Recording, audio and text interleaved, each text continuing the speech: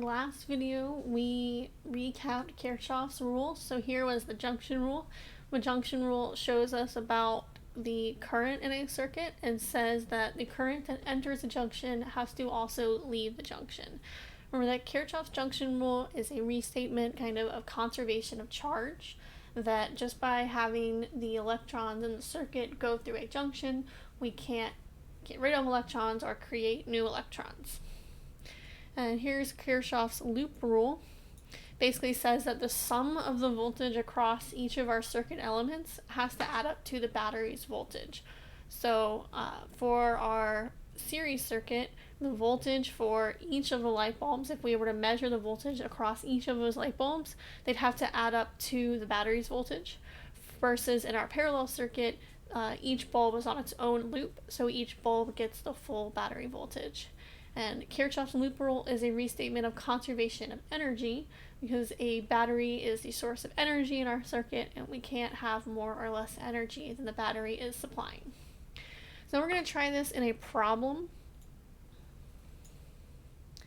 We're going to try to first just keep it simple with maybe a series circuit.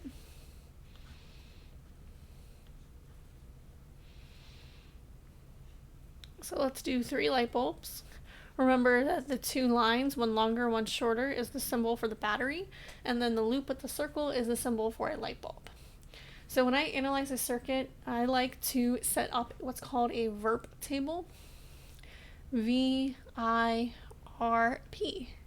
Remember, V stands for voltage, I stands for current, R stands for resistance, and P stands for power. And this is not required, but it's very easy to lose track of your measurements when you're dealing with more complex circuits.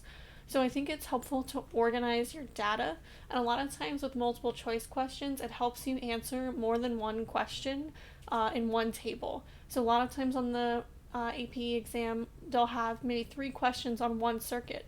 And if you set up your VIRP table, you can answer all 3 questions using the same circuit kind of table. So I'm going to call these bulbs 1, 2, and 3 just to distinguish them. So we're going to have 1, 2, 3, and we're going to have the total. So however many things you have, is how many columns you need, and you need a total column. Now I'm going to try and draw straight lines. This is going to not go so well probably. That one was reasonably straight.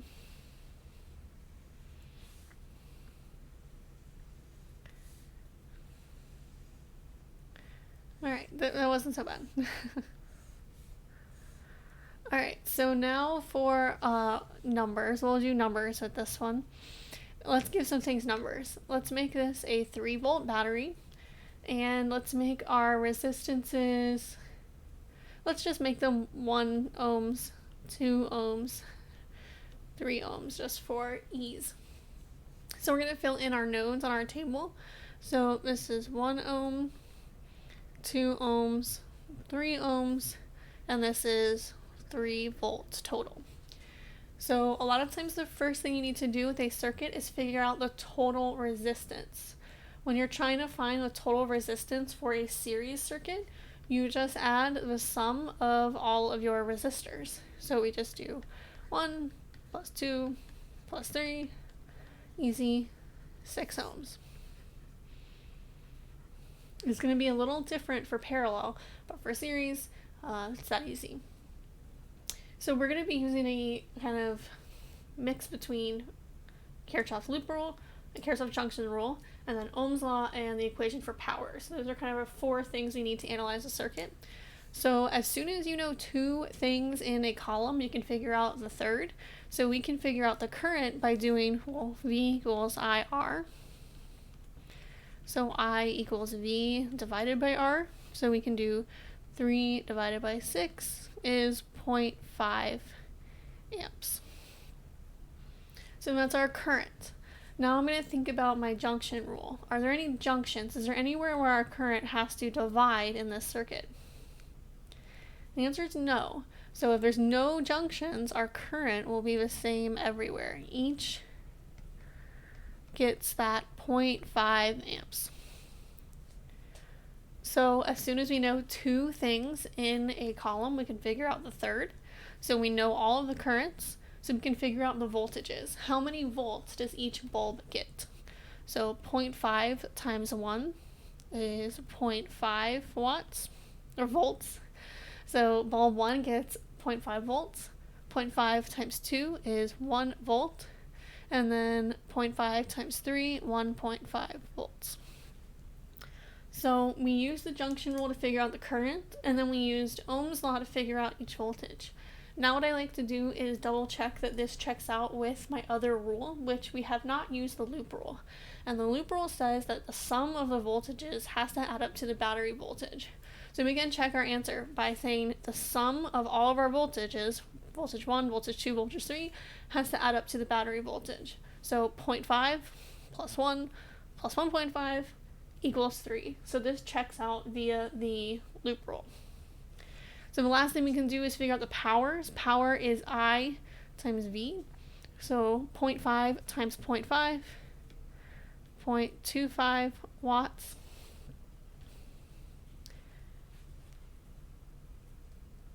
Let me just get a calculator ready in case I need it. Then we got 1 times 0.5 is 0.5 watts. 1.5 times 0.5, 0.75 watts. And then this is a total, we could just add up all the powers, a total of 1.5 watts.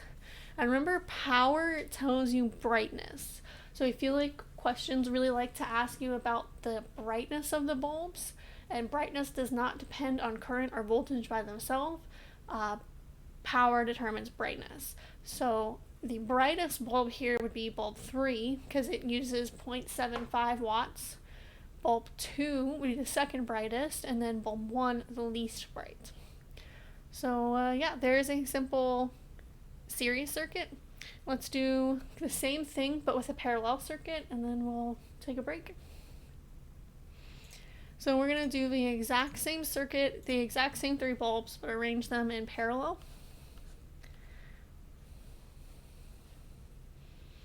And this is why I need to get the calculator ready, because we might have some not so pretty numbers. Sorry, this is kind of ugly, but you know, it happens. Alright, so this is going to be the same 3 volts, 1 ohm, 2 ohm, 3 ohm. And then we'll set up our table. V, I, R, P. We have 3 bulbs, 1, 2, 3, and then a column for the total. It is really hard to draw straight lines when you're not looking at what you're doing. So I'm using a tablet like this, and I have to look at the screen to write. It's a little hard. Okay, so let's go ahead and put in what we know once again. 1 ohm, 2 ohm, 3 ohm, 3 volts.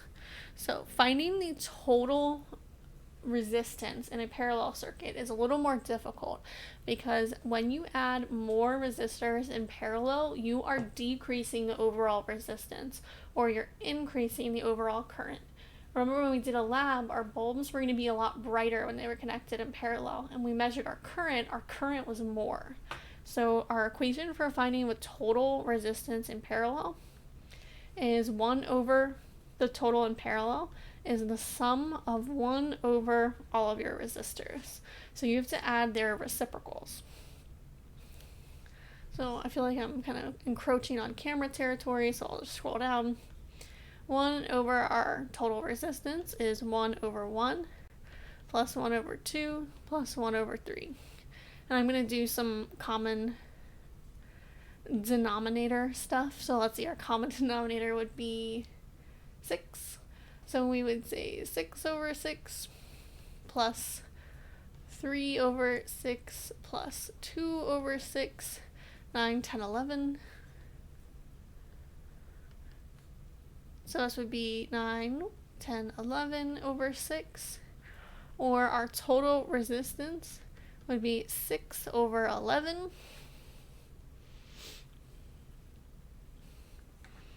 Which is 0.55 ohms. So when you're finding with total resistance in parallel, you use this reciprocal relationship.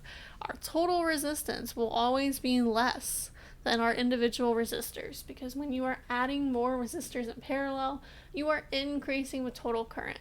So the total resistance felt by the circuit is going to be less. So we can use Ohm's law to figure out our current, V over R. So 3 divided by 0.55.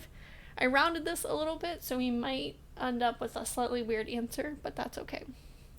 So 3 divided by 0.55 is 5.45 amps. And we can think about our rules now. So for our series circuit, we used our junction rule, and we said that there were no junctions. Here there are junctions. This is a junction, this is a junction, this is a junction, this is a junction. So our current is not the same everywhere. So now we're going to switch to the loop rule. The loop rule says the voltage for any loop is equal to the battery voltage. So here we have a loop.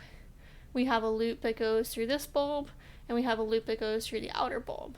So basically each of our bulbs is getting that full 3 volts because they're each on their own loop. So now we can use Ohm's law to figure out our currents, because once you know 2 things in the column, you can figure out the third. So each bulb gets the full 3 volts. Now we can do V divided by R to get I. So V 3 over 1, 3 amps. 3 over 2 going to be 1.5 amps. 3 over 3 is going to be 1 amp. So we can check our answer by using the rule we have not already used. So we used the loop rule, so now I'm going to check my answer by using the junction rule. I know that 5.45 amps comes in here.